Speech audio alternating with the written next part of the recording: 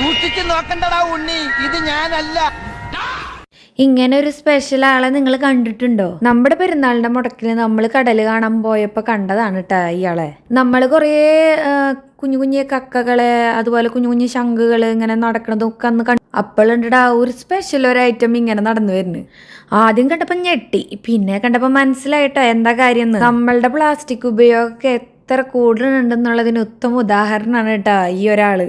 Shell പോയപ്പോൾ ആൾ ഇതിൻ്റെ ഉള്ളിൽ കയറിയിരുന്നതാണോ അതോ ഇതിൽ പെട്ടുപോയതാണോ എന്നറിയില്ല. നമ്മുടെ പ്രകൃതിയെ പ്ലാസ്റ്റിക് എന്ന് പറഞ്ഞ സാധനം എത്രമാത്രം എഫക്റ്റ് ചെയ്യുന്നുണ്ടെന്നുള്ളത് നമുക്ക് ഇതിൽ നിന്ന് മനസ്സിലാക്കാം കേട്ടോ. കണ്ടപ്പോൾ സത്യം പറഞ്ഞാൽ സങ്കടമായിട്ടാ. ഇതിനെ എടുത്തു നോക്കിയപ്പോൾ ഇതിൻ്റെ ഉള്ളിൽ പെട്ടിരിക്കുകയല്ല, ശരിക്കും ആളത് എടുത്തിട്ടേക്കാണ്. ആളുടെ ഒരു രക്ഷയ്ക്ക് വേണ്ടിയിട്ട് ആളത് ഇട്ടേക്കാം. പക്ഷെ എന്നാലും പ്ലാസ്റ്റിക് അല്ലേ ആളും ഉപയോഗിക്കുന്നത്. ഒന്ന് നോക്കിയേ, നമ്മൾ എത്രമാത്രം പ്ലാസ്റ്റിക് കൂടുന്നുണ്ടെന്നുള്ളതിനൊരു ഉദാഹരണമല്ലേ ഇത്. പിന്നെ ആളെ രക്ഷിക്കാനായി, പക്ഷെ ആളെ എടുക്കുമ്പോൾ ആൾ നമ്മുടെ കയ്യിൽ ഇറുക്കുകയായിരുന്നു. അപ്പം നമ്മൾ ഇതിൻ്റെ ഒക്കെ ഒരു ഉപയോഗം കുറയ്ക്കണം എന്ന് നമ്മുടെ പ്രകൃതി തന്നെയും അതുപോലെ ഇതുപോലത്തുള്ള കുഞ്ഞു കുഞ്ഞു ആൾക്കാർ നമ്മൾ ഓർമ്മിപ്പിക്കുന്നുണ്ട്.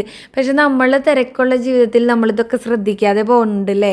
അപ്പോൾ നമുക്കിനിയൊന്ന് തീരുമാനം എടുത്താലോ, കുറച്ച് നമുക്ക് പറ്റാവുന്ന രീതിയിൽ നമുക്ക് പ്ലാസ്റ്റിക് കുറയ്ക്കാമല്ലേ.